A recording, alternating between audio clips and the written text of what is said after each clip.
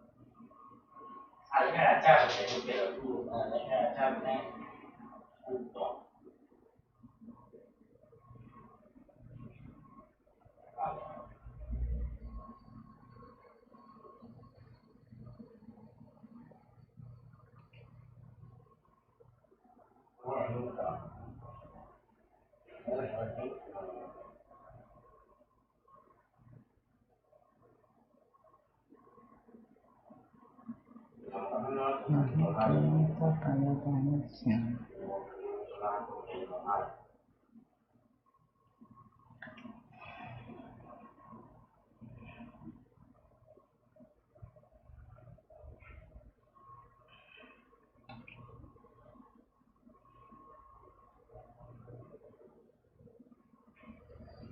sé qué pasa.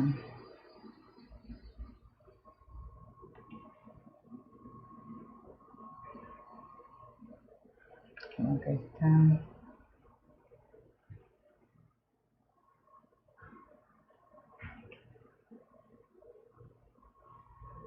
A ver ahí. Ahí parece que conectó.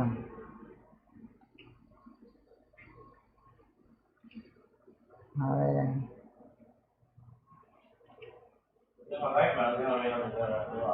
Hola. No sé qué está pasando.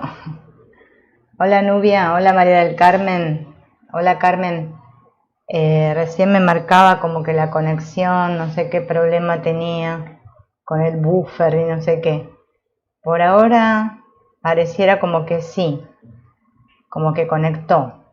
Esperemos que se mantenga porque me marca como un tipo de error. Ustedes cualquier cosa me avisan. Si ven que... Hola Zulema, va Gloria. Si ven que se corta. Acá ahora me dice que está bien la conexión. Pero dice que no recibe suficiente video. Y yo los bits que estoy usando... Transmisión correcta.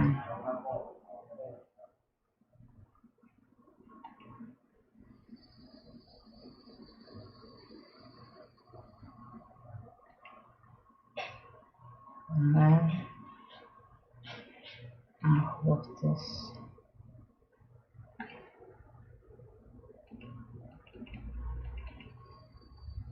Como que...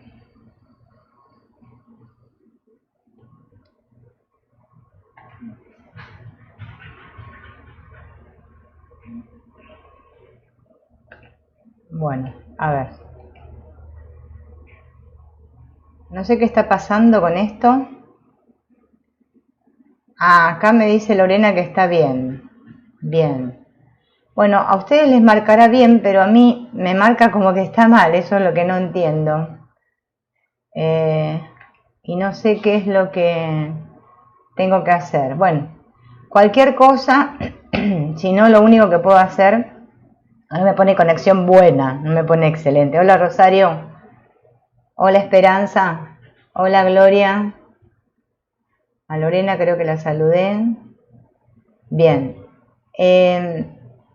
Bueno, vamos a empezar así. Cualquier cosa, si vemos algún desperfecto. Hola Liz. A lo sumo lo que puedo hacer es finalizar la transmisión y conectar otra. Es lo máximo que puedo hacer porque... No sé, recién hace un ratito estaba todo bien y ahora dice que no. Ustedes si ven que no se escucha o no se ve o algo, me avisan ahí por el chat, para que yo esté atenta. Por ahora dice conexión buena, que no es muy bueno que diga buena, tiene que decir excelente, pero bueno, es lo que hay. Bueno, hoy vamos a ir con el tema de las prácticas que estuvimos viendo el otro día, que dice Blay que para cualquier práctica que nosotros querramos hacer, la concentración, ¿sí?, mental es importantísima, dice él. Y todas las funciones de la mente se dinamizan gracias a esta concentración mental. Es decir, si nosotros no logramos una concentración mental buena, nos vamos a ver siempre con esta dificultad que tenemos de acceder, ¿sí?, a lo superior. Por eso él da acá unas recomendaciones y unas explicaciones de qué tipos de mente hay, ¿no? La mente, cómo funciona. Yo hice unos cuadritos. Vamos a ver ahora qué pasa cuando ponga el video, porque ahora voy a poner el video y van a ver en el video, ahí tenemos las funciones de la mente, y una de las primeras funciones de la mente es la función dinámica u operativa. A ver, voy a ir por el otro lado. Hola, Carmen. Ah, hola, Gloria, es tu primer día. Bien. Ay, qué lástima que te tocó justo un día malo, porque mira, no sé qué pasa, que está la transmisión tan tildada. Me pone la tasa de bits. Pero bueno, yo acá... El cuadrito lo están viendo, ¿no? Supongo. A ver, la tasa de bits. Estoy mirando acá mientras están ustedes ahí. A ver si tengo alguna parte donde poner la tasa de bits, pero veo que no. Dice acá yo tengo 2500 y es lo que pide.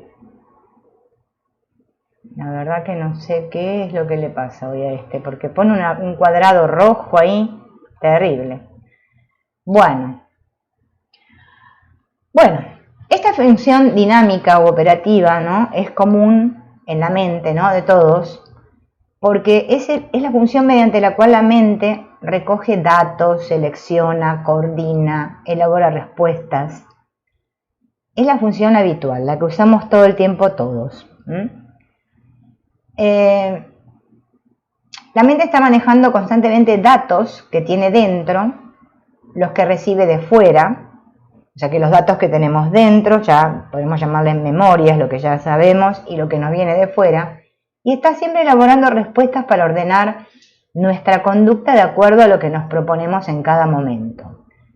Esta, dice Blay, que es la función más conocida de la mente, ¿no? Todos, esta función dinámica operativa la manejamos todos. Pero no es la única función que tiene la mente, sino que la mente también tiene otra función que le llama subjetiva. Esta función subjetiva es la función gracias a la cual nosotros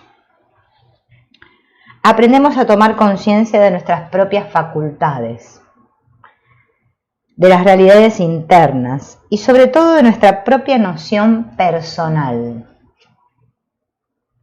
Mirando yo que va, a mí ya me apareció acá y acá no aparece. A ver el cuadrito, ahí está, ahí apareció. Es todo lo que tiene que ver con esta noción que todos tenemos de yo, de ser yo mismo. Por eso se llama subjetiva, ¿sí? Todo lo que tiene que ver conmigo.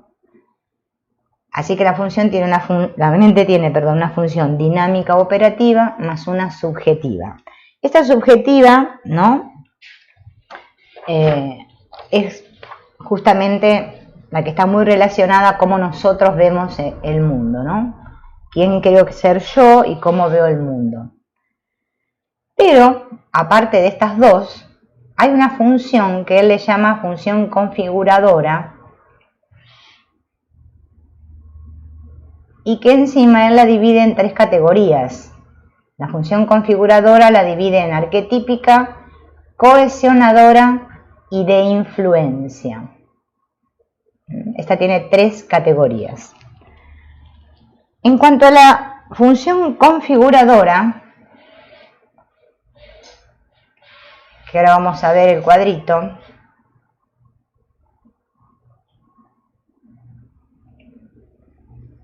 la primera característica de esta mente configuradora, o sea, cómo configuramos el mundo, cómo el diseño que nosotros tenemos de nuestra mente, el diseño de nuestra mente, tiene una función arquetípica que dice Blay que esta escapa a nuestra percepción y observación inmediata, pero cuando la estudiamos con cierta amplitud vemos que esta función existe. O sea, nosotros no somos conscientes de que exista esta función de la mente, pero esta función de la mente existe. Hola Sayuri. Vieron que Jung estudió todo esto con respecto a los arquetipos, ¿no? Los arquetipos son como modelos, patrones que compartimos todos colectivamente, dice Jung, a nivel inconsciente.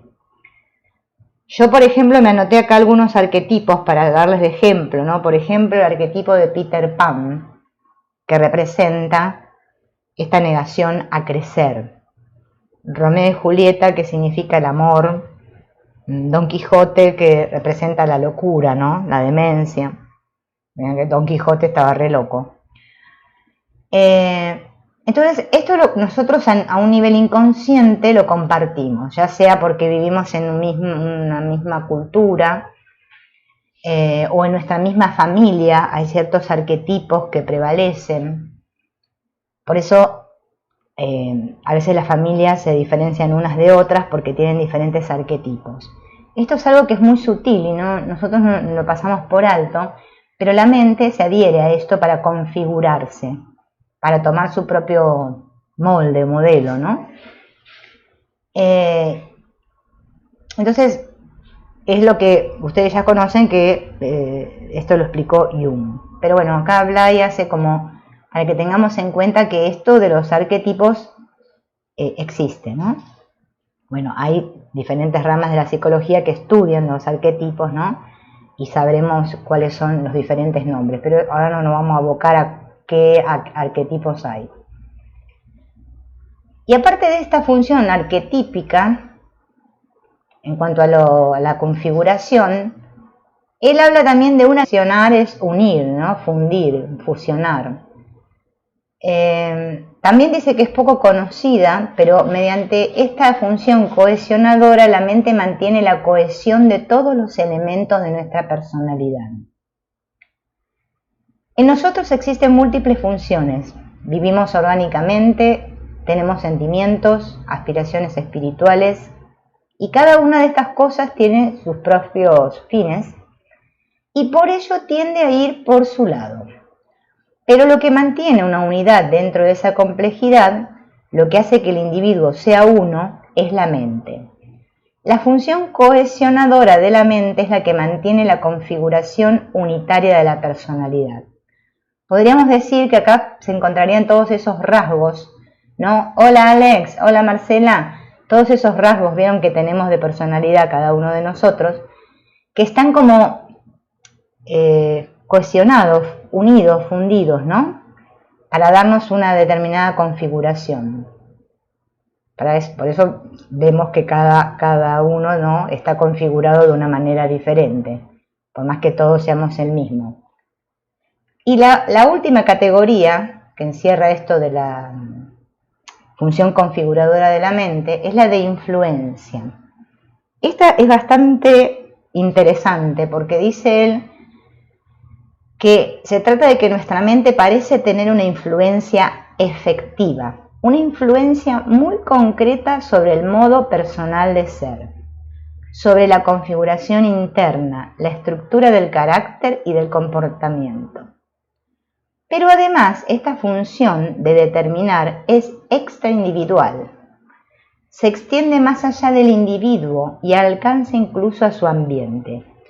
Y ahora les voy a explicar, esperen que que aparezco por acá.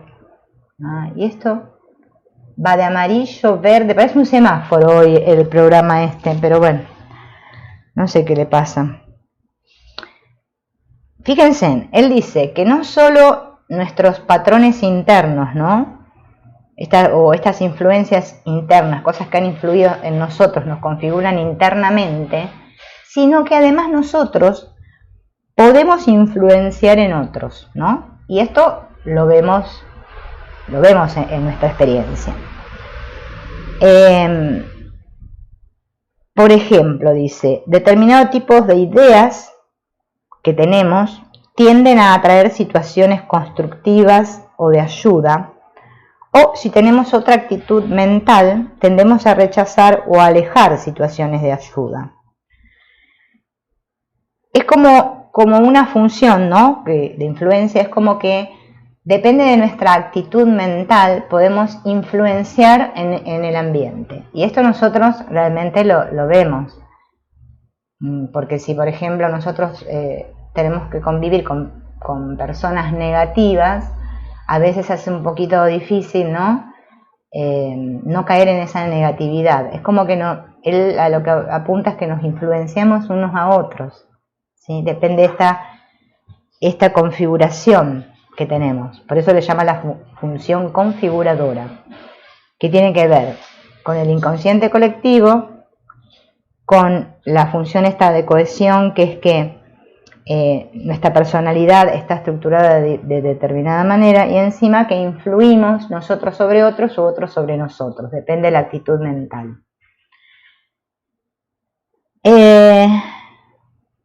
Todas estas, justamente la configuradora es la que más desapercibida pasa. Las otras dos son las que somos más conscientes, ¿no? Como las que vimos hace un rato, que es esta la función, como dijimos recién, la dinámica operativa, que es la que nos permite, digamos, pensar racionalmente, ¿no? Podemos decir, la subjetiva, que es la que me identifica a mí como yo, ¿no? Que me hace darme cuenta de que yo tengo mi punto de vista, mi manera de ser y todo esto, y la otra que es la configuradora, que es cómo estoy configurado. Vendría a ser todo lo que tiene que ver con el programa, ¿no? El programa mental que tiene cada uno de nosotros. Ahora, él da todo esto justamente porque él dice que estas funciones de la mente son dinámicas, o sea, están en movimiento, no es que están estáticas, sino que están unidas entre sí y se están en movimiento las tres. Y esto tiene mucho que ver con nuestra concentración mental, a la cual Blake le da mucha importancia, y no sé si ustedes se han dado cuenta que a nosotros realmente nos cuesta bastante poder concentrarnos, ya sea para hacer, más que nada para hacer cualquier tipo de práctica de este tipo, necesitamos de la concentración. Al que quiero buscar el cuadrito acá. A ver si a ustedes les aparece por el otro lado. Mientras aparece el cuadrito, yo les voy a ir diciendo. La concentración, ¿no? Todas las funciones de la mente se dinamizan, dice él, se actualizan, gracias a un gesto especial de la mente, la concentración mental. La concentración es el primer efecto de la atención. Cuando yo trabajo sobre la atención, lo que se obtiene es que cada vez me voy a concentrar más. Mediante su práctica se van a desarrollar unos efectos muy positivos. Más atento esté, más me voy a concentrar, mayor va a ser mi concentración mental. Hola Laura, ¿sí? Y es de suma importancia para cualquier trabajo que practiquemos esto y que estemos atentos a la atención y a la concentración. Por ende, él dice que la concentración nos permite ahondar y transformar las funciones de la mente, dándoles un rendimiento óptimo. Cuando nosotros estamos atentos, podemos decir que estamos más claros, más optimizados, más despiertos, ¿no? Puedo percibir todo lo que ocurre a mi alrededor con mayor atención.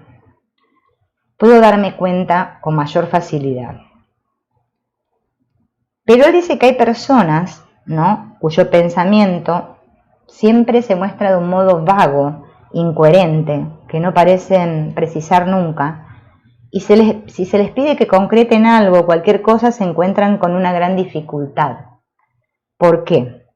Porque los datos que tienen en su interior son vagos también. Vagos no de ser perezosos, vagos es como vagos, que son muy volátiles, ¿no? Y no están claros.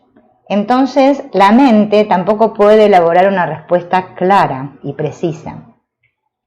Y si trabajamos la concentración, esto va a permitir que cuando tengamos que dar una respuesta al exterior o a nosotros mismos, nuestra mente esté clara y la respuesta sea precisa. Ahora sí, nosotros somos muy, la mente está muy poco entrenada, o sea, muy distraída, nos va a costar más. También nos permite profundizar y vigorizar nuestra propia conciencia de realidad, tener más confianza en nosotros mismos, irradiar más energía, alegría. Nos permite penetrar dentro de los contenidos de los niveles superiores. La concentración no solo nos permite contactar con esos niveles, sino también adentrarnos en ellos, estableciendo un puente entre nuestra mente concreta, personal, y esta realidad superior. ¿Por qué? Porque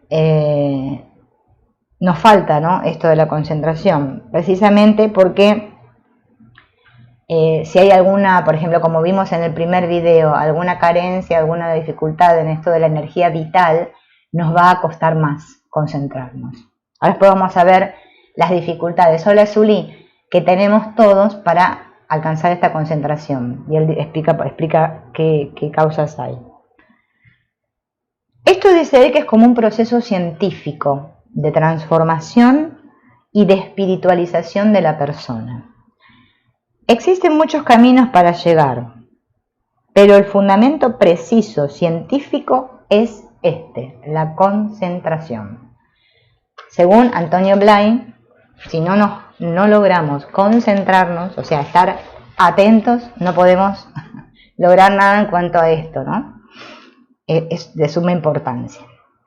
Bueno, igual nosotros, aunque Antonio Blay no lo diga, nos dimos cuenta, porque fíjense, no sé, acá los que estudian el curso de milagros, cuando hacen las lecciones, fíjense cómo el curso ya sabe cómo está nuestra mente al principio, que nos empieza a tirar ejercicios que son primero de 1 minutito, después 2, después 3, después 5, nos va aumentando de a poco, nos va aumentando hasta la dificultad. Nuestra mente se va acostumbrando a esta práctica, a este entrenamiento, porque obviamente nuestra mente es muy dispersa, como dice el curso, divagamos. Tenemos que tomar conciencia de cómo nos gusta divagar. No sé si ustedes se dieron cuenta. Por eso un trabajo interior requiere esto, y es como que medio que le escapamos nosotros, ¿no? Decimos, no, bueno, está bien, un poquito sí, pero no tanto. Déjame distraerme con mis cosas. Bien, vamos a ver las causas que impiden concentrarnos. Yo le hice un cuadrito acá. ¿No? Como siempre yo voy haciendo los cuadritos porque es como que me parece que si lo vemos ahí escrito nos queda más. A ver. Acá esto ya lo dije acá. Bueno, él dice que las 1, 2, 3, 4, 5 causas que impiden la concentración son la mala salud, la tensión nerviosa, la actitud superficial, el estrés y las ideas incompletas. Ahora vamos a ir desarrollando cada una de estas, porque quizás cuando leyeron esto ya la mente hizo sus propias interpretaciones y entendió de acuerdo a lo que nosotros creemos que son. Y resulta que yo lo estuve leyendo. No se refiere a que, por ejemplo, tengamos una bronquitis, un dolor de muela, una neuralgia o algo de eso, sino que se refiere a que nuestro organismo no funciona normalmente con toda la limpieza, armonía y con todo el vigor interior con que podría funcionar. Y aunque nos parezca extraño, cuando el organismo no funciona de un modo correcto, nos impide pensar bien. Yo supongo que en eso estaríamos todos de acuerdo, porque fíjense, ya nomás ante esos días que nos sentimos así cansados, agotados, no podemos pensar bien. Nuestra mente está en contacto con todos los niveles de la personalidad y por lo tanto también con nuestras funciones vegetativas. Y si la mente está ocupada en resolver problemas que existen en el nivel vegetativo, ese trabajo de la mente, que tiene que prestar atención en esa dirección, le impide quedar libre para poder ocuparse en una de las actividades más específicas, como en este caso, el trabajo interior. Bien, o sea que no es solamente que yo no esté armonizada, que no esté en armonía. Eso impide que podamos concentrarnos. La tensión nerviosa, estar tensos, ¿no? La mayoría de las veces la tensión nerviosa es causada por problemas de tipo emocional o afectivo, ¿sí? Y si prestamos atención, fíjense en que cuando nuestra mente está muy ocupada en algún problema X, nos ponemos tensos. A ver qué más dice. Por ejemplo, dice: esto se debe a que tenemos cuentas pendientes o estamos intentando resolverlas. Y estas cuentas consisten en la reivindicación del yo, la reivindicación de nuestro valor personal. Hola Sandra, bienvenida. Quiere decir que si tenemos algún conflicto ahí fuera con alguna persona, del cual nos estamos defendiendo porque queremos tener razón, obviamente esto va a causar una tensión a nivel emocional, afectivo, y eso va a impedir también que nos podamos concentrar. Bien, esa es otra. La actitud superficial. Estamos acostumbrados a vivir las cosas por arriba, dice él, sin esfuerzo. Hacer lo indispensable para ir tirando, Es como que la vida es y bueno, vayamos tirando, a ver qué pasa, ¿no?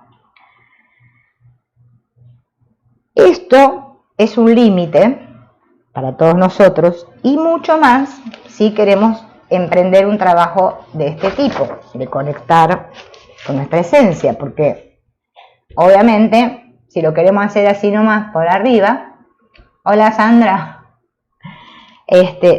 nos va a costar. O sea que tomarse las cosas superficialmente, ser muy light, no es muy bueno. Otra cosa que nos va a impedir concentrarnos es el estrés.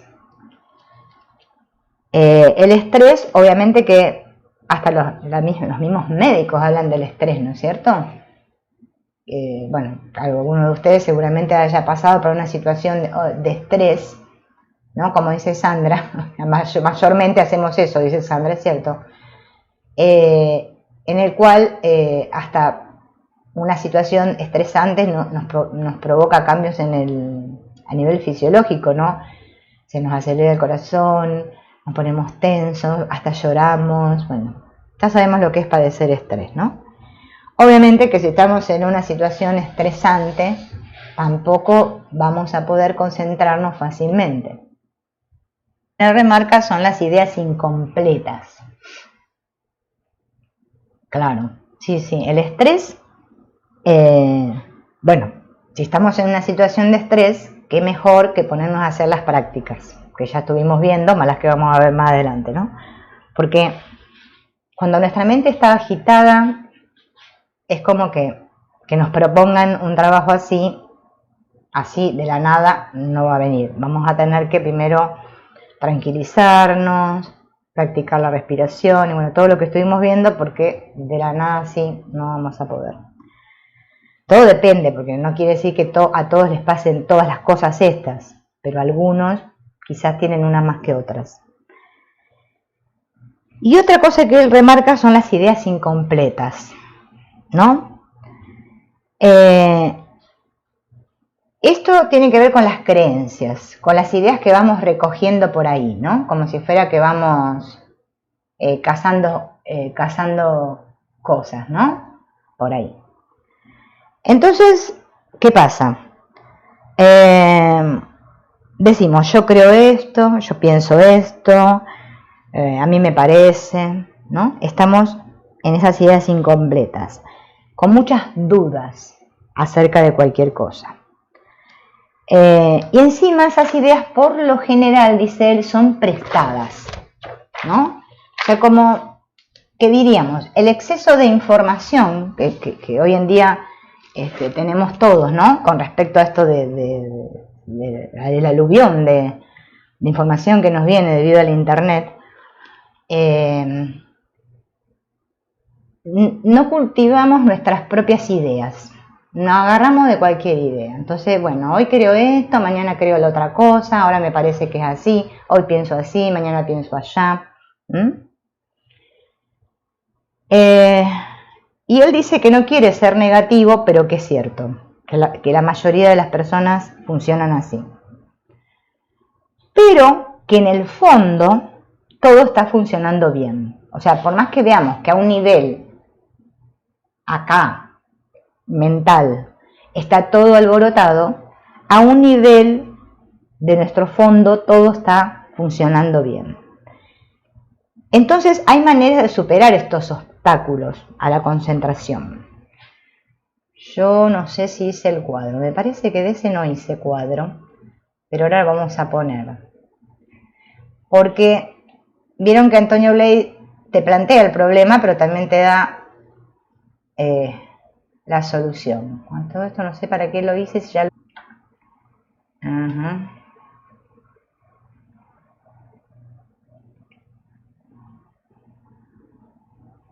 Dar otro poquito.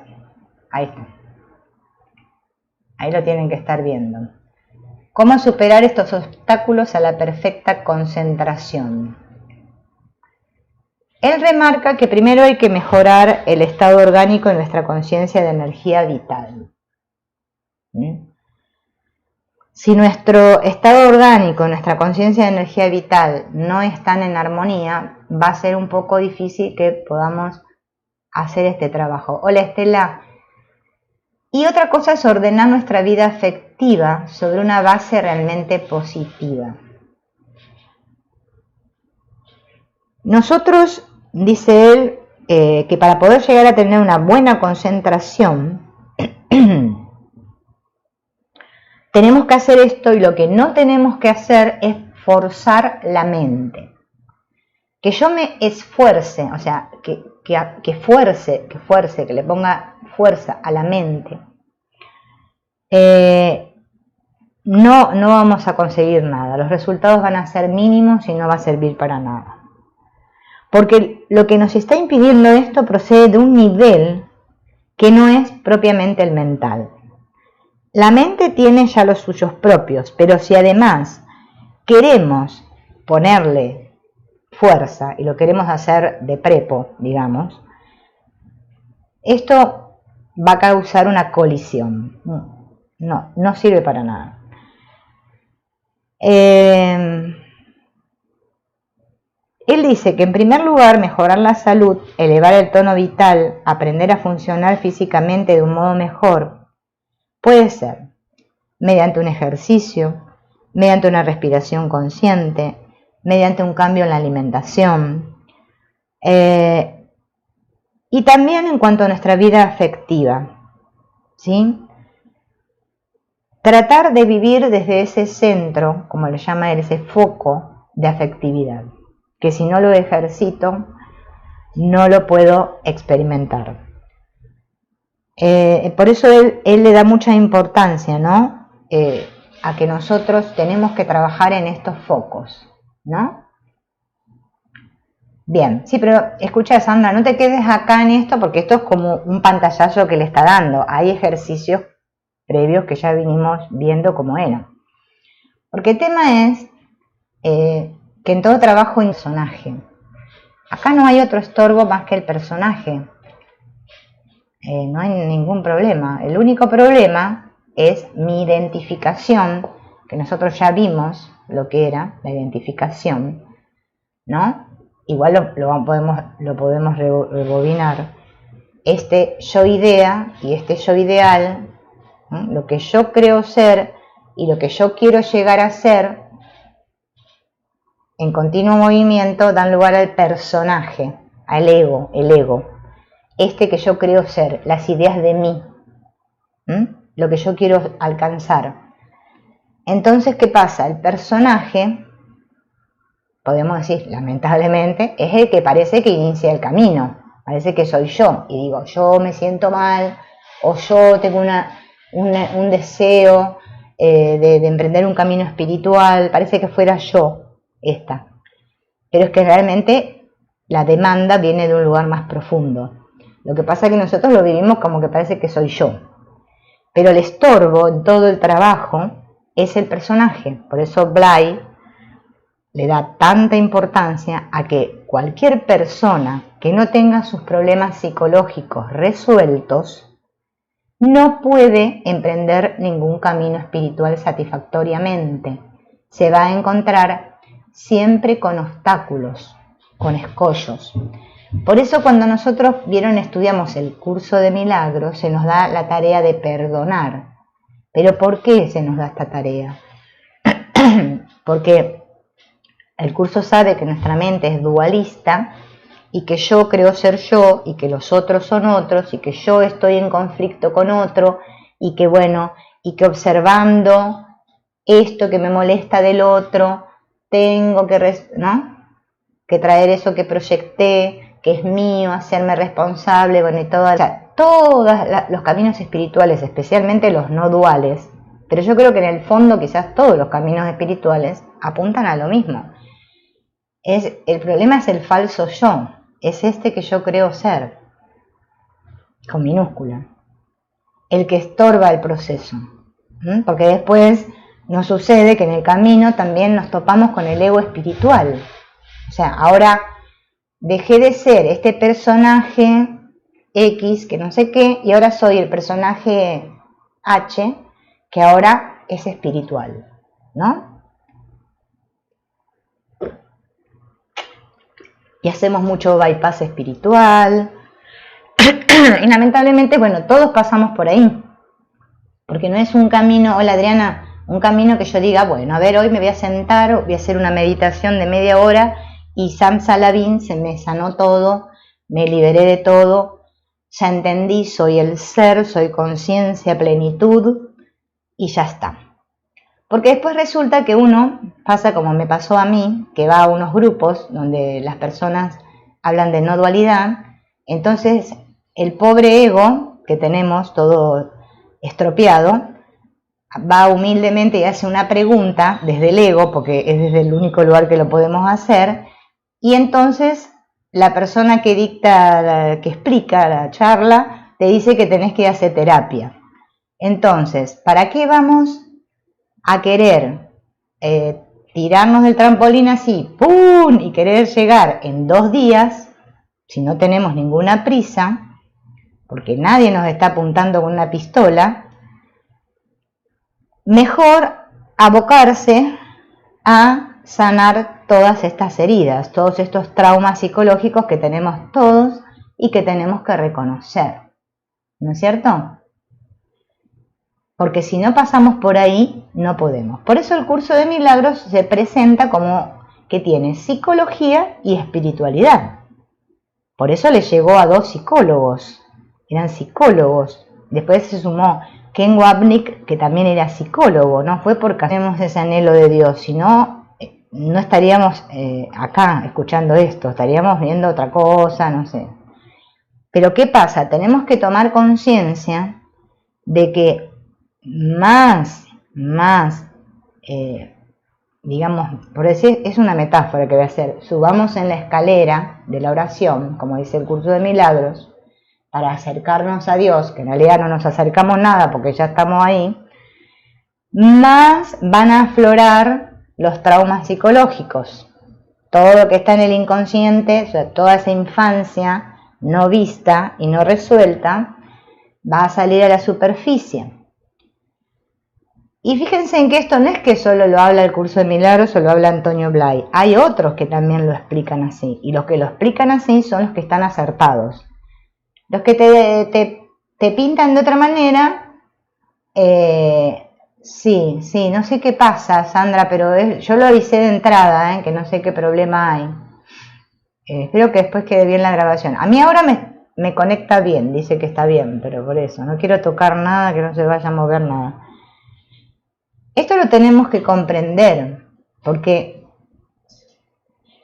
es que por más que nosotros lo ocultemos y lo neguemos, no es una cosa que a lo largo de nuestro camino la vayamos a poder evitar. Nosotros queremos evitar ponernos en contacto con todo eso que está ahí, eso que en realidad no es nada, pero para nosotros sí. Por eso se manifiesta en todos nuestros días, de cada día, con esas emociones, ¿sí?, que tenemos a mogollón, que nos vienen, que son siempre las mismas, o las situaciones similares. ¿Y por qué son? Porque todas tienen que ver con esas emociones que de niños no pudimos resolver y las escondimos. Eso a nivel acá, ¿no?, como persona. Si lo vemos a un nivel metafísico, el curso de milagros nos dice que es la culpa inconsciente, que nos creemos que estamos separados de Dios. Es que esa es la raíz del problema. Pero ¿qué pasa? Cuando somos pequeñitos, nosotros no experimentamos esa separación del todo. Nosotros nos sentimos unidos. Pero después, que ya lo vimos en el primer video, ya vemos cómo es toda la cosa, que se crea la triple angustia, y es que todos nos experimentamos así. No hay otro. ¿Y por qué después las personas ay, se me secó la garganta, pasan toda su aparente experiencia acá, su vida, y dicen, ay, hace 30 años que estudio el curso de milagros y todavía no logré nada?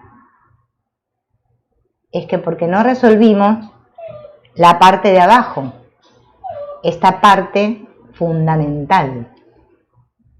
Yo les digo que hasta he escuchado sacerdotes, hermanas religiosas hablando de esto. No es que esto es una cosa de la New Age. No, esto es algo que está visto ya desde todos los puntos de vista. O sea, todos lo han estudiado. Pero Antonio Blay dice que todos tenemos la capacidad de concentrarnos. Vení. Pero esta capacidad aflora cuando nuestra afectividad está unificada hacia un solo objetivo. Cuando yo quiero una cosa y la deseo de verdad, cuando la amo profundamente, y dice, qué poco nos cuesta hacer concentración sobre aquello que nosotros amamos. Y esto lo podemos ver en ejemplos, por ejemplo, vamos a decir, no sé, a ver, cualquier cosa que nosotros queramos hacer que nos gusta. Vamos a suponer que le gusta, no sé, jugar al tenis, qué sé yo. Sale, y bueno, vení, subite, va a jugar al tenis, ¿no? Y resulta que cuando juega al tenis y se relaciona con otras personas y se siente súper bien, pura energía, ese amor, o sea, toda conexión, todo así, porque estoy haciendo lo que me gusta y me estoy enfocando en eso, ¿sí? Mi afectividad está puesta en algo que yo amo. Por eso, ¿no? Ya San Agustín dijo, ama y haz lo que quieras. El problema es que no amo lo que hago, ¿no? Entonces, cuando no amo lo que hago, obviamente que lo que hago no me va a salir bien. Bien. A ver. Él dice que en la medida que unifiquemos nuestra afectividad y que aprendamos a ver claro qué es lo que amamos más que todas las demás cosas, entonces ahí vamos a empezar a aumentar nuestra concentración. Porque parece loco que la concentración mental tenga que ver con lo afectivo, pero sí tiene que ver con lo afectivo.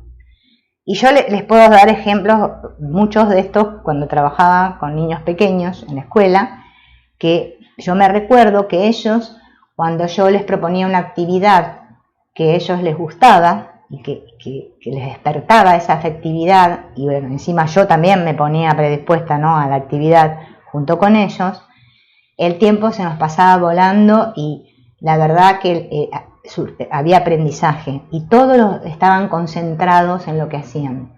Todos estábamos atentos, inclusive yo. Pero claro, cuando no es así, cuando me gusta esto, me gusta el otro, me gusta aquello también. Ay, no, pero no sé, a ver aquello. Y nuestra mente está tan dispersa y nuestra energía está tan dispersa, es un poco difícil que nos concentremos, ¿no? Nos pasa a todos. No puedo, dice Antonio Blay, amar 10 cosas a la vez. Las podré amar de a poco, pero juntas no puedo. No puedo estar en 10 cosas a la vez.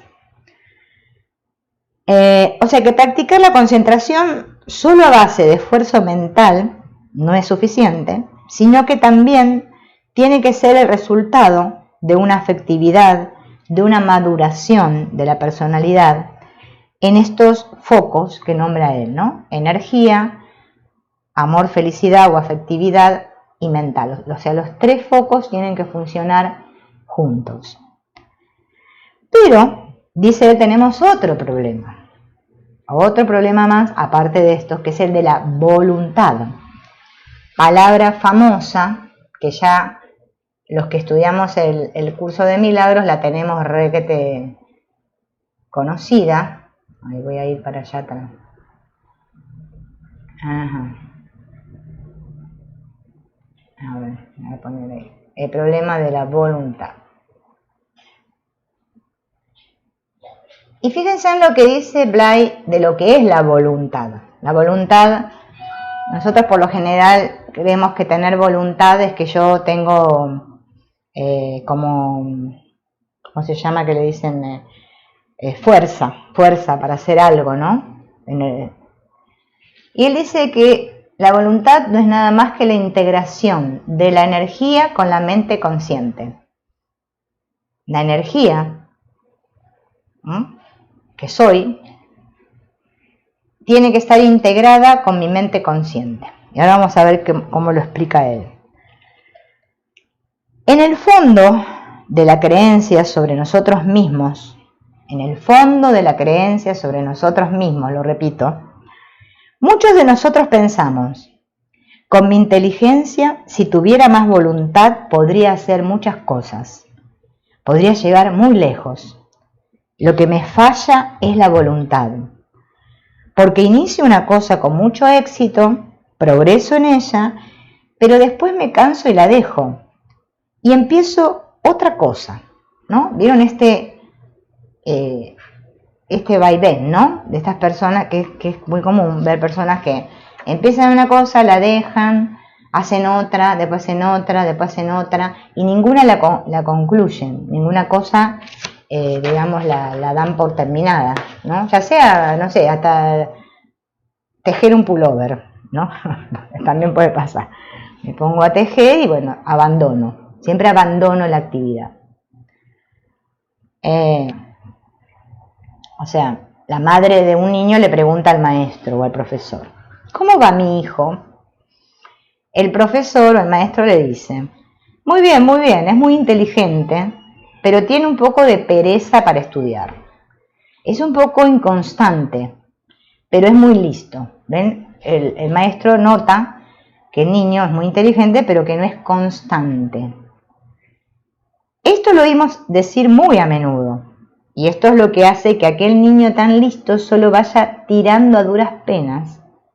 Y esto es lo que nos ocurre a todos en un grado u otro. ¿En qué consiste el problema de la voluntad? ¿Por qué no tenemos voluntad? ¿Qué es la voluntad?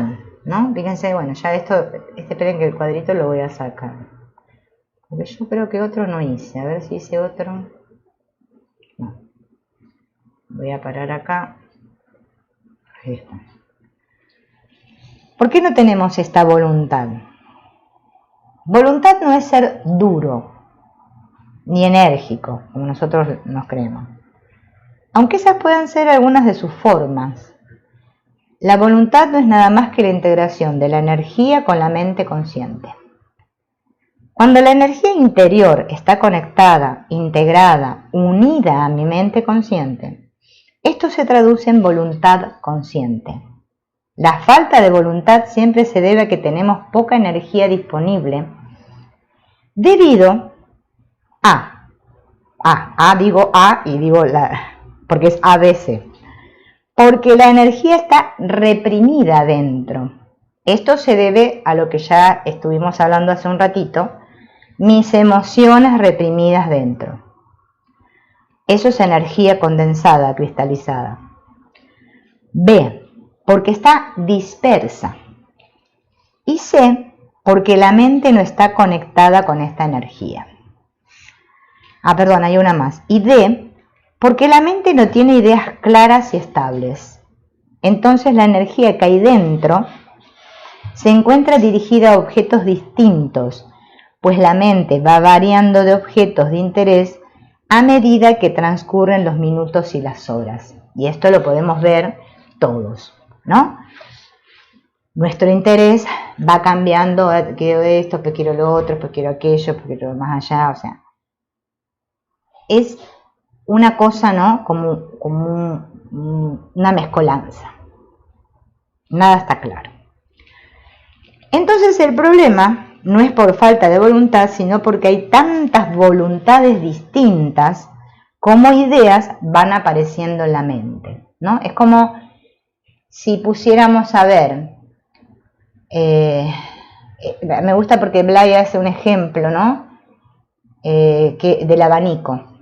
Tuviéramos un abanico, ese que usamos para apantallarnos cuando tenemos calor, y el abanico tiene un vértice, ¿no? Un punto acá, y se abre así, ¿no? Todo así. Y yo, en vez de estar con mi voluntad puesta en un punto, la tengo distribuida en millones de cosas, ¿no? El abanico.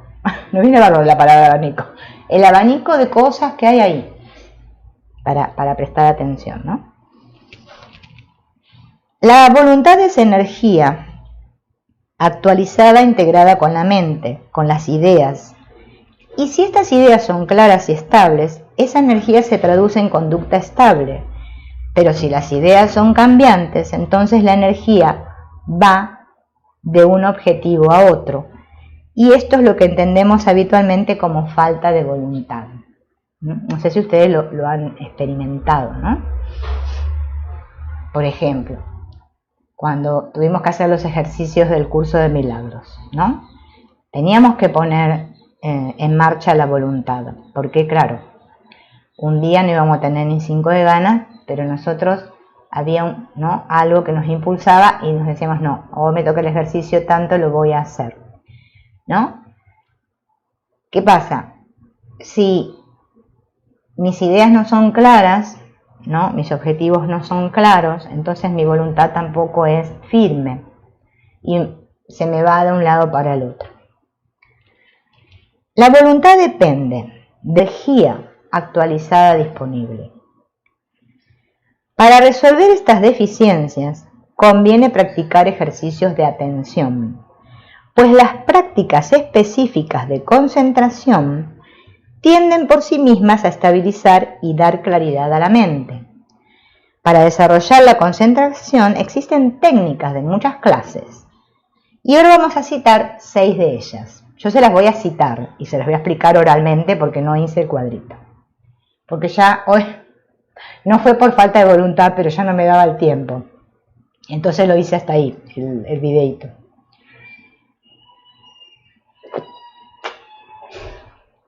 Entonces, él propone prácticas y ahora se las voy a ir leyendo, les explico lo que dice Antonio Blay y fíjense en que son sencillas, ¿no? Si las queremos hacer. Hay un tipo de concentración sobre la conciencia física, ¿no? Y tiene 4 tipos de ejercicios. Bueno, el primero que nombra él es el Hatha Yoga, que no sé si ustedes lo conocen, pero es un tipo de yoga que tiene que ver con la concentración. Yo la verdad que nunca lo he practicado, pero he visto así personas que lo hacen, o he visto ahí en YouTube videos de lo que era eso, el Hatha Yoga. Esto contribuye mucho, el Hatha Yoga, a la atención. No el yoga común, sino el Hatha Yoga. Pero si no podemos hacer Hatha Yoga, porque bueno, la razón que sea, más que ahora con lo del COVID, que no podemos ir a un lugar a practicar o tenemos que hacer todo en casa. Otro ejercicio, que también este es un poquito restringido, pero bueno, podemos hacerlo porque tenemos permitido, aunque sea salir a caminar cerca de casa. El andar lentamente, no andar así, rápidamente, no, lentamente. Consciente de cada movimiento de mi cuerpo, de cada gesto. Toda la conciencia tiene que estar puesta en el cuerpo mientras camino lentamente. Esto dice que es una técnica budista que se llama Hinayana o Hinayana, no sé cómo se pronuncia. Caminar lento. Si estoy muy estresado, como contaba Sandra hace un rato, o estoy muy intranquilo, o no sé, bueno, o me cuesta mucho concentrarme porque tengo problemas o lo que sea, salir a caminar, pero lento, y tomando conciencia de mi caminar. No caminar así, mirando vidrieras, no.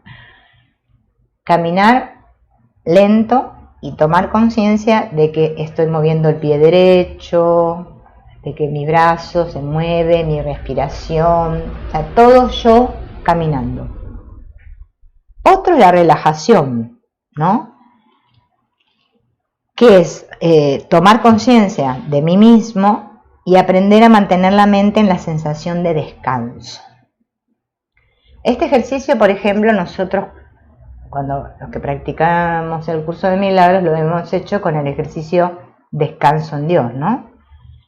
Descansar en el ser es muy transformador y a nosotros nos parece una tontera, que no sirve para nada eso. Sin embargo, sí, nos relaja profundamente. Otro ejercicio es la respiración abdominal. En lugar de respirar con el pecho, respiramos con el vientre, ¿no? Esto es como que tranquiliza más. Es la respiración que tienen los bebés. Vieron que los bebés, los recién nacidos, no sé si algunos, bueno, los que tenemos hijos la hemos visto, pero el que no tiene lo ha visto en algún bebé recién nacido, que ellos respiran con la pancita.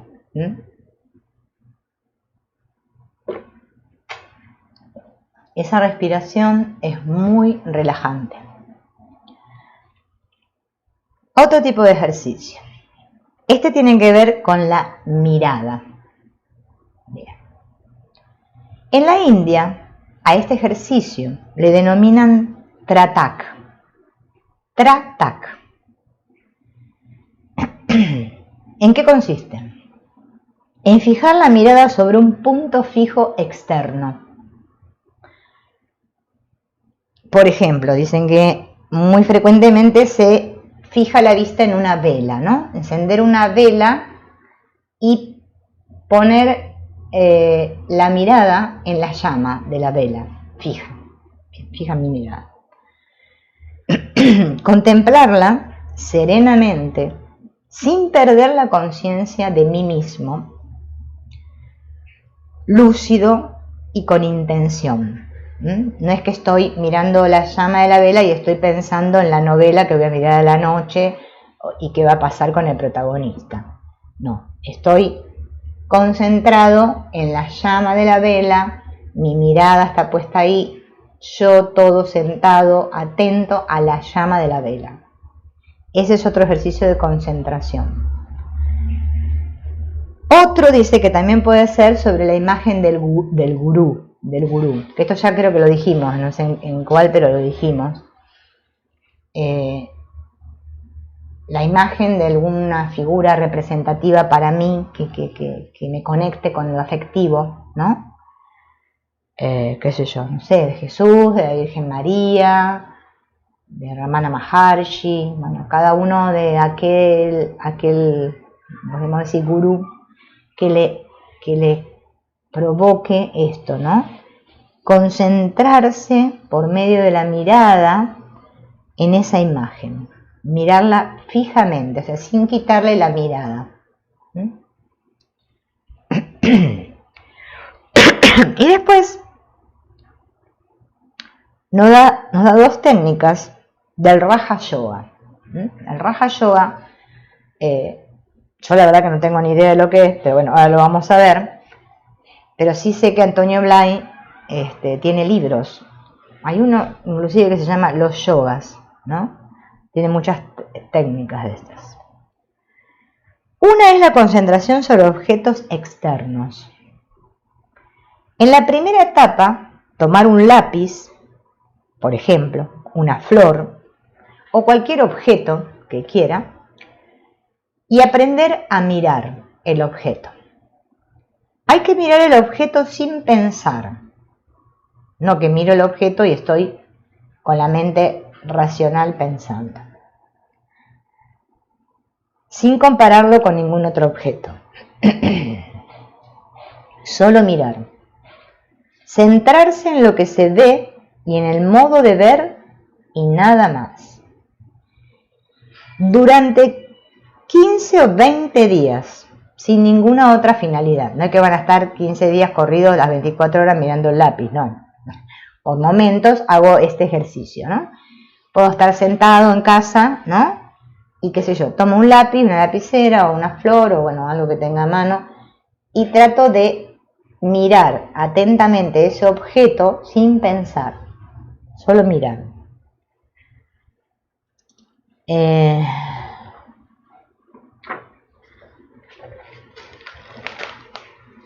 Una vez que logré mirar el objeto sin pensar, ¿no?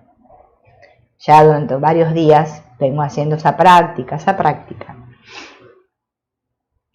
Ahora voy a desarrollar otro nuevo grado de atención, dice él, de lucidez. Entonces mi conciencia se va a expandir y va a empezar a crecer, a pesar de que hay gente que dice que la conciencia no se expande, pero bueno, no vamos a entrar en problemas. Yo pienso que se refiere a la conciencia que somos todos, que nos expande, pero mi conciencia sí se expande. Voy a pasar a la segunda etapa, ¿no? En donde voy a mirar el objeto, aceptando las asociaciones que despierte en mí, todos los conocimientos, datos, todo lo que tenga de referencia acerca de ese objeto. Si es un lápiz, ¿para qué sirve? No, bueno, ya sabemos, para escribir, ¿no? Obviamente. ¿De qué material está hecho? Y así sucesivamente, todas las características. Hay que procurar que cualquier asociación que sugiera el lápiz no nos haga alejarnos de él. El lápiz, el objeto que estoy mirando, ha de ser el centro de la atención y no debe perderse este centro a causa de ninguna asociación. No que dejo de observar el lápiz con las características del lápiz y me pongo a pensar en, no sé, en la leche o no sé, otra cosa. No. No debe perderse de vista el tema inicial. Esto es parecido a lo que contaba él de la imaginación esta del árbol, ¿no? Yo no sé, estaremos todos tildados porque ahí veo las letras amarillas. Bueno, hoy estamos con el semáforo. Bien.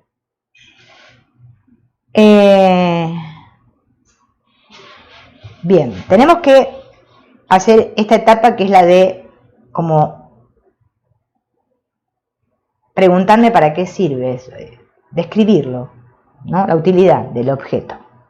Y en la tercera etapa, después de haber pasado unos cuantos días también haciendo ese ejercicio, la primera etapa y la segunda, voy a hacer una tercera etapa en la cual yo voy, dice así, lo voy a leer tal cual lo dice. Después de haber pasado esta etapa de recoger información sobre el lápiz, entonces he de volver a la observación inicial, la de la primera etapa, mirar el lápiz. Y cuando ahora lo mire, esta visión tendrá un carácter distinto, revolucionario comparado con la visión que tenía al principio. Habría que probar a hacerlo para ver si realmente es así. Este dice que es un ejercicio de Raja Yoga. Yo la verdad que no tengo ni idea, yo se los cuento. También me puedo concentrar sobre cosas no físicas. Antes era algo físico como el lápiz, ahora me puedo concentrar sobre un sentimiento, ¿no? Por ejemplo, dice, uno puede aprender a centrarse, a poner la atención, a mirar, a contemplar cosas que no sean físicas, tales como el amor, la belleza, el bien, la justicia, la armonía, la paz. Y hay que aplicar exactamente el mismo criterio que aplicamos en el estudio del lápiz. Primero aprender a mirar la cosa como objeto de la atención. Y cuando nos parezca que ya la hemos visto, seguir mirándola, sin asociaciones, manteniendo lo más viva posible la cosa dentro de sí. No conformarme con la idea o el sentimiento del amor, sino que he de evocar, despertar y actualizar en mí el sentimiento del amor mientras lo siento, mirarlo, un día, otro y otro. Esto parece una tontera, ¿no? Hola Ángeles, pero es un ejercicio de concentración porque me estoy concentrando en una idea no física, ¿no? Por ejemplo, el amor, la felicidad,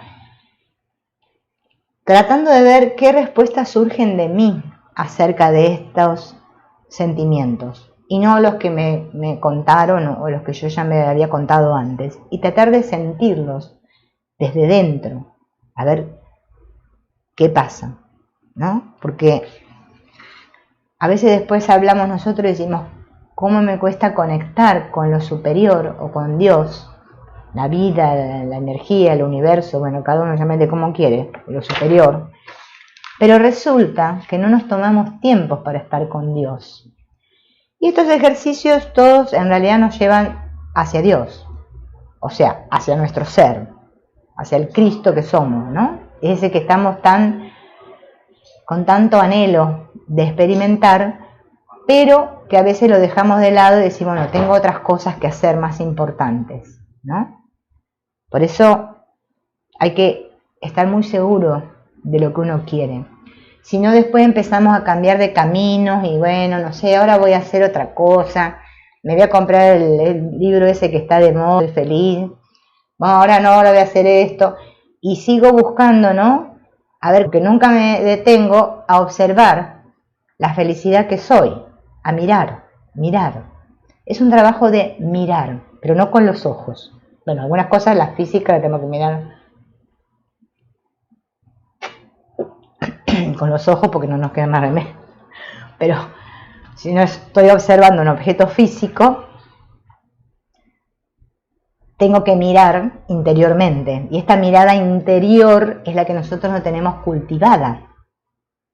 Tenemos cultivada la otra, la exterior, la que nos distrae con las cosas.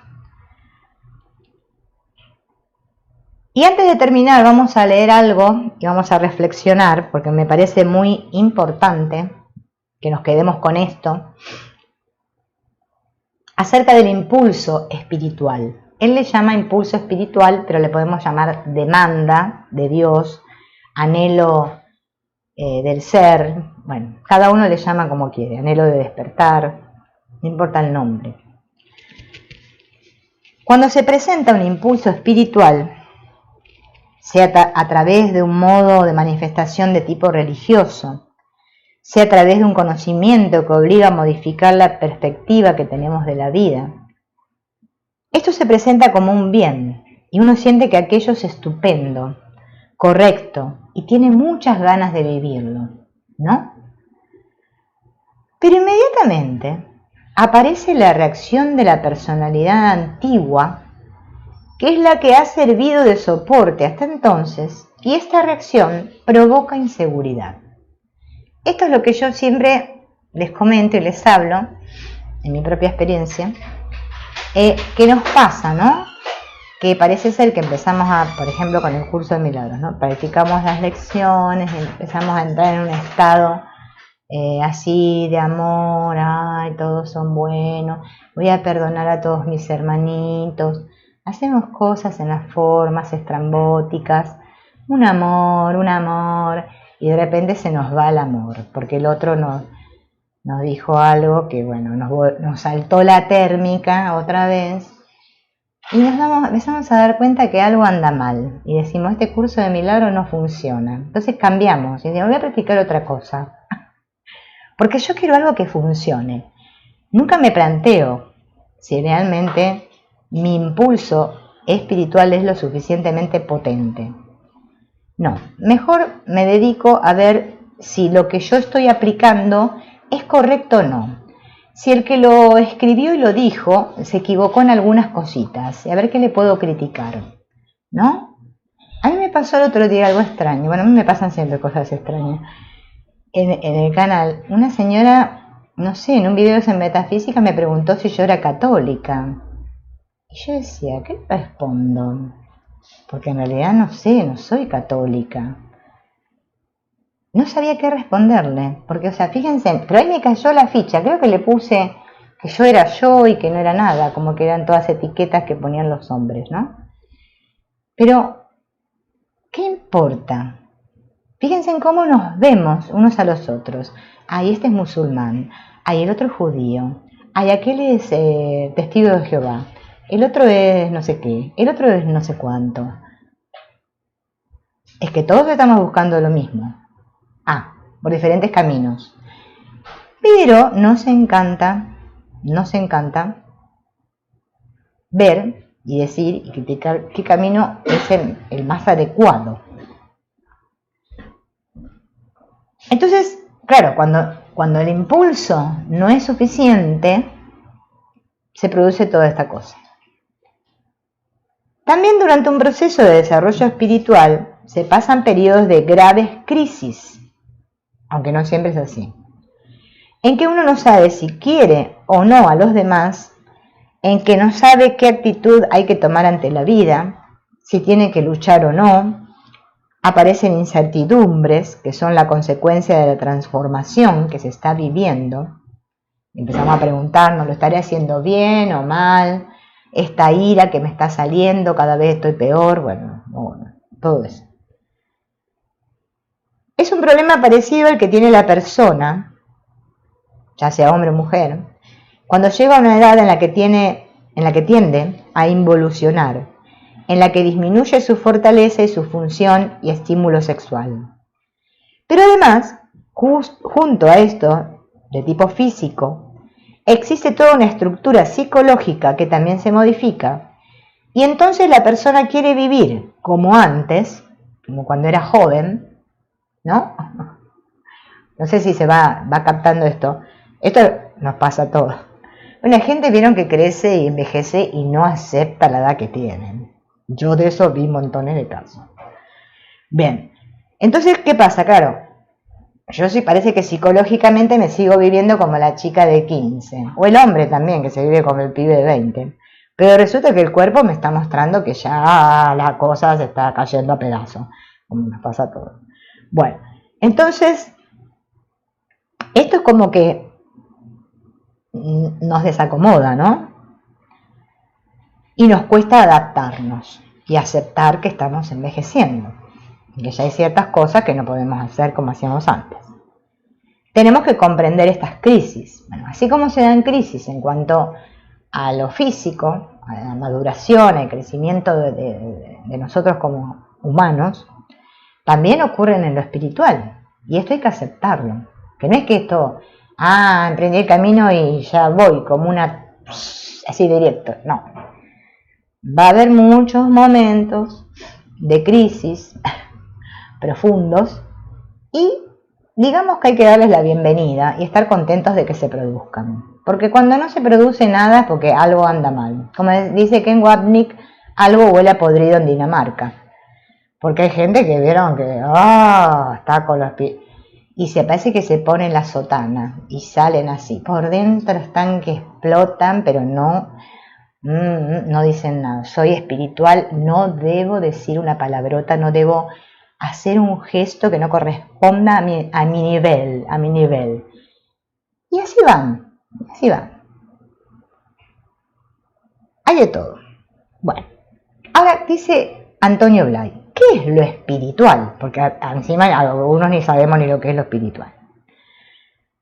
Lo espiritual es una fuerza real, una fuerza que cuando se manifiesta lo haces de veras. A veces se confunde lo espiritual con la tendencia hacia lo religioso en sus formas más conocidas. En la religión la persona pasa por una fase emotiva.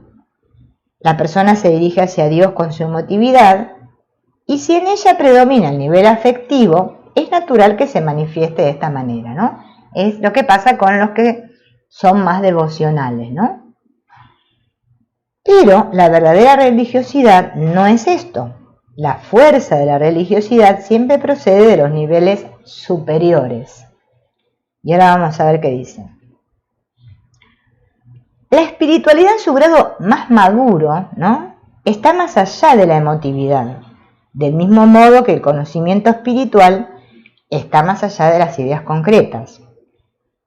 En su grado más elevado, el amor, aunque suele expresarse como sentimiento, puede manifestarse sin ninguna resonancia afectiva o emotiva. Vamos a ir viendo porque esto es bueno saberlo. El verdadero amor de por sí no es una emoción, ¿no es cierto? Eso lo sabemos todo. Bueno, ya cuando si estudiamos el curso de milagros ya lo vimos. A pesar de que el curso de milagros nos dice que hay dos emociones, ¿no?, el miedo o el amor. Pero el amor, el que no se opone a nada, el verdadero, no es una emoción, ¿no?, sino que es una potencia. Fíjense en la palabra que usa él, ¿no? Potencia. Es conocimiento. Y ahí está bueno, porque si no entendemos que el amor es cualquier cosa, por eso él habla tanto de la energía. Nosotros en potencia somos amor puro. Como dice el curso de milagros, que el conocimiento es lo que somos, pero después, bueno, aparece la percepción que surge como consecuencia de que la mente, la locada idea, que se cree separada y toda la historieta, y ahora percibimos, ¿no? Pero es que nosotros, nuestra esencia es amor puro, o sea, energía pura. Esto de la vida espiritual es una necesidad que tenemos todas las personas, no algunos elegidos. Porque hay personas, a mí me pasaba, cuando trabajaba, que había una compañera que me decía, no, lo de los curas es una vocación, ellos son llamados. Y yo decía, ¿y nosotros qué? A Dios nos pone una patada en el traste a nosotros porque no tenemos llamado. Esto es algo que nos compete a todos. Los 7, no sé qué, somos 1.000 billones, 7.000 billones de humanos, no sé cuánto, a todos. Lo que pasa es que quizás algunos no estamos lo suficientemente maduros aún, y parece que no, pero sí, interiormente sí. Nunca es algo sobrepuesto a la personalidad, sino que es la expresión del desarrollo de nuestros niveles espirituales. Y atendí acá, porque ahora lo aclaro. La mayor parte de las personas parecen tener dormidos, dice él, estos niveles superiores, y viven solo en el nivel concreto y a media luz, con poca conciencia. Sin embargo, la educación, la formación que reciben la mayoría de las personas parece que obliga a adoptar una actitud o postura frente a lo espiritual. Acá yo creo que se está refiriendo a esto que nos pasa, por ejemplo, yo me acuerdo cuando era niña, mi abuela era muy católica y bueno, teníamos que ir a la iglesia y yo hacía todo lo que me hacían hacer, iba, que me persignaba, me enseñaba las oraciones, yo rezaba, porque bueno, no sé, me educaron así, entonces me parecía, ¿no? Era ya una primera postura que uno va adoptando frente a lo espiritual, ya sea que sos católico o en cualquier otra religión en la que te criaste, porque bueno, no solamente la católica, ¿no? La verdadera vida espiritual empieza cuando la persona siente dentro de sí una inquietud hacia lo superior. La vida siempre ha de ser un proceso dinámico, si no, no es vida. ¿Ven? Miren qué importancia le da él a esto del dinamismo, el movimiento, ¿no? Yo la otra vez escuchaba una explicación que me pareció muy buena, ¿no? Yo creo que se las dije el otro día, pero bueno, disculpen mi Alzheimer, pero bueno, que era el círculo del centro, que era lo que somos, ¿no? Y muchos círculos alrededor, que es todo lo que nos creemos, ¿no? Pero todo eso está en movimiento, no es una cosa estática que no se mueve. Por eso, fíjense en qué tonto que es, pero sin embargo lo hacemos, aferrarnos y defender un pensamiento o una creencia contra otro, aparente ahí, que nos hace sufrir encima, cuando dentro de 2 o 3 años vamos a pensar otra cosa totalmente diferente. Lo que pasa es que nosotros no nos vivimos en la presencia.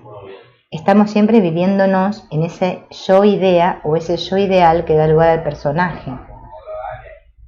Esto de la presencia y de Dios lo tenemos por momentos, por lapsus que nos agarran. Pero si nosotros fuéramos totalmente conscientes y estuviéramos totalmente atentos y concentrados, realmente en el sí mismo, ¿no? Como dicen el Advaita, ¿no? El sí mismo. Es que no nos gastaríamos ni nada, ni un céntimo de nuestra energía en defender una idea. Nos parecería algo tonto, ¿no? Sin sentido, porque hoy voy a tener esta idea y mañana voy a tener otra. O capaz que dentro de 10 minutos tengo una nueva, que también ocurre. Vida no significa moverse exteriormente de acuerdo con unas formas. Vida siempre es una manifestación de energía interior, siempre es un proceso interno, no es una cosa externa, aunque se manifiesta en lo externo. Si no hay esta inquietud interior, esta energía interior, no hay auténtica espiritualidad, ¿no? Por eso es todo tan común y conocido de lo de la llama, ¿no? La llama, la llamita esa triple que tiene las imágenes de los santos, ¿no? Y las figuras así representativas de la iglesia, que tienen esa llamita, porque es una llama interna, algo que nos llama. La vida espiritual es el desarrollo de un aspecto normal y necesario en el ser humano, no solo para unos cuantos, sino para todos, porque responde a una necesidad de todos. Lo que ocurre es que esta necesidad puede expresarse de muchos modos, y en unas personas puede adoptar una forma más religiosa, en otras puede adoptar una forma de conocimiento, en otras puede necesitar amalgamar estas dos vertientes, etc. La vida espiritual puede adoptar muchos matices, puede existir de distintos modos, aunque esto nos extrañe, pues estamos acostumbrados a entender por vida espiritual la vida religiosa y la vida religiosa como una vía afectiva. O sea que no solamente, ¿no?, que seamos religiosos, la gente que es religiosa tiene esta llamada a lo espiritual, todos la tenemos, ¿no? Exacto, como dice Laura, es que este camino, bueno, Laura lo pone porque obviamente es su experiencia, si no, no lo expresaría. No, nos pasa a todos, ¿no es cierto? Que parece que una vez que iniciamos no tenemos vuelta atrás, ¿no? Puede parecer que permanecemos estancados, que esto yo creo que tiene que ver con lo que hablamos hoy de nuestra voluntad, ¿no? Cuando nuestra voluntad todavía no es totalmente firme, nos va a pasar que surgen las dudas, o cuando todavía todo esto de lo de abajo, ¿no? Como dice Blay, lo del inconsciente no está resuelto, vuelve a surgir una y otra vez todo este bagaje que no hemos mirado y parece que nuestra espiritualidad flaquea, pero en realidad no es así porque es nuestra esencia. Nosotros somos esencialmente espirituales. Bueno, entonces todos nuestros mecanismos, nuestros contenidos psicológicos, ideas, sentimientos, están siempre basados en estructuras contingentes, transitorias. Por ejemplo, dice él, deseamos tener un cargo, ganar dinero, vivir en un sitio determinado, bueno, de todo, ¿no? Sin tener en cuenta que todo esto es transitorio, o sea, va a desaparecer. Por lo tanto, no podemos basar nuestra seguridad profunda en esto. No podemos confiar únicamente en nuestros logros aquí. Porque estos valores, a la larga, todos fallan. Todo, incluido nuestras relaciones familiares. A causa de una ley inapelable que dice que todo lo que ha tenido un nacimiento tendrá una muerte. Todo lo que tiene un principio debe tener un fin. Si nosotros aspiramos a vivir algo profundo, permanente, que no esté a merced de los vaivenes, ¿no? Tenemos que buscar algo que no nazca y que no muera. Hola Adri, ¿qué es lo que no nace y que no muere? Lo que es permanente, ¿no? Lo que somos, nuestra esencia, ¿no? Y él dice que la vida espiritual es eso, es el nacimiento de esta dimensión que es permanente, ¿no? Es un descubrir y empezar a vivir una realidad que de por sí es siempre real, que está siempre presente y que no falla nunca. Y esto se convertirá en un punto de apoyo para toda persona que quiera vivir con solidez esto. Yo no sé a ustedes, pero a mí me pasa que cuando me agarra así esos momentos de duda, de flaqueza, otra vez me pasajeras.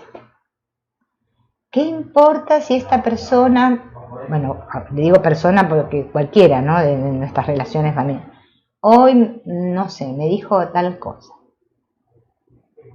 Y si mañana me va a decir otra, o no sé qué. ¿Qué importa si mi vida, no sé, vista a los ojos de los demás, fue un fracaso? Porque la comparo con la vida de otro, entonces la mía parece un fracaso y así, ¿no? Si eso es pasajero. Ven que nunca le damos importancia a lo permanente en nosotros, que en realidad es lo único que nos sostiene, pero no. Nosotros creemos que nos sostienen otras cosas. Y los que estudiamos el curso de milagros y lo hemos leído y que hemos incursionado en por ejemplo, la parte del héroe del sueño, ahí el curso lo plantea más que claro, ¿no? Que queremos ser el héroe del sueño.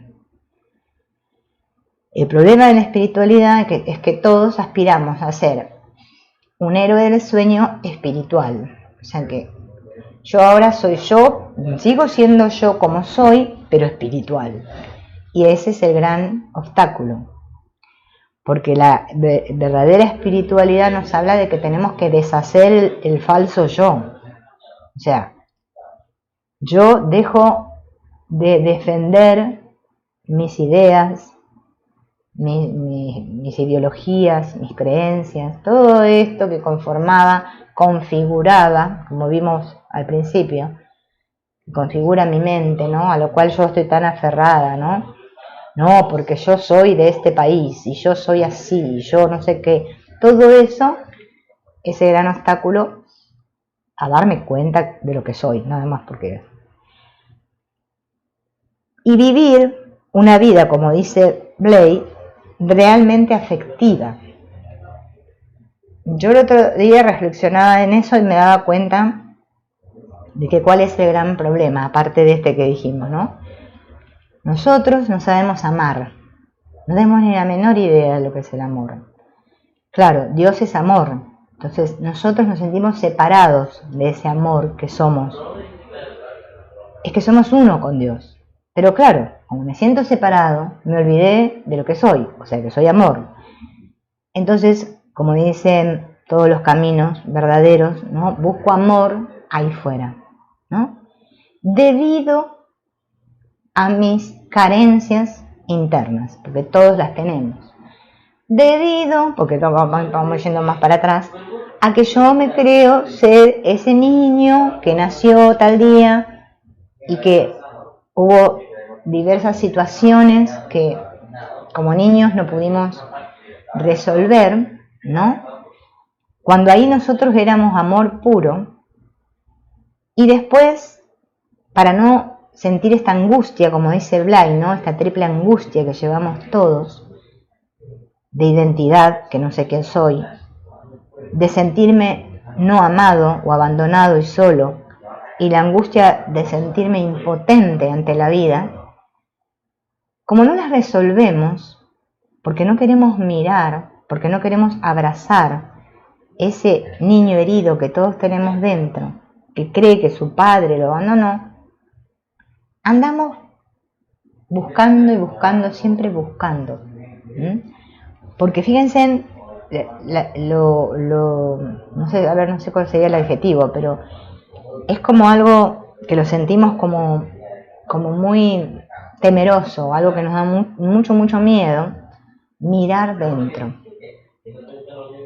ver eso, o sea, que salga todo eso, ¿no? Y yo honestamente les digo, por lo poco que llevo, ¿no? La verdad, recién ahora me está haciendo el clic de darme cuenta que hasta que no resuelva mis problemas psicológicos, o sea, eso que quedó sin resolver, como dice Blay, las situaciones pendientes, estas ideas que no se cerraron, que no están claras, esto que mantiene a mi mente distraída siempre, hasta que no lo pueda ver claro, sé que los obstáculos van a seguir, ¿no? Por eso la propuesta de hacer una práctica de trabajo interior para los que realmente estamos interesados, porque somos los que estamos acá. Los otros no les importará, bueno, no sé, harán otras cosas, que tampoco nos tiene por qué importar. Cada uno hace de acuerdo a cómo está, ¿no? A sus miedos. Porque si no tuviéramos miedo, no pasaría nada. Pero todos tenemos mucho miedo.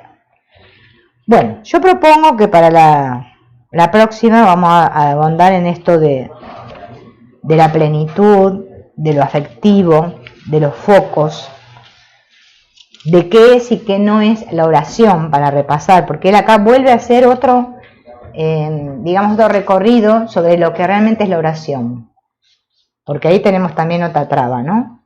Y vuelve a dar otra perspectiva, ¿no? Y otra profundización. Por eso la idea es esto, profundizar en el trabajo de Antonio Blay, porque la verdad que realmente él puede llevar el nombre de maestro con mayúsculas, porque la verdad que ha dejado un legado que muchas personas en el mundo lo están aprovechando. Y bueno, o sea que su enseñanza es permanente, o sea, sigue, siempre está en vigencia. Bueno, así que dejamos hasta acá hoy, porque ya hicimos como 1 hora y media. Espero que haya salido bien, porque estuvo todo el día rojo, verde, amarillo. Rojo, verde, amarillo. No sé qué pasaba, pero bueno, vamos a ver en la próxima alguna cosa hice mal, pero no sé qué. Bueno, chao, nos vemos.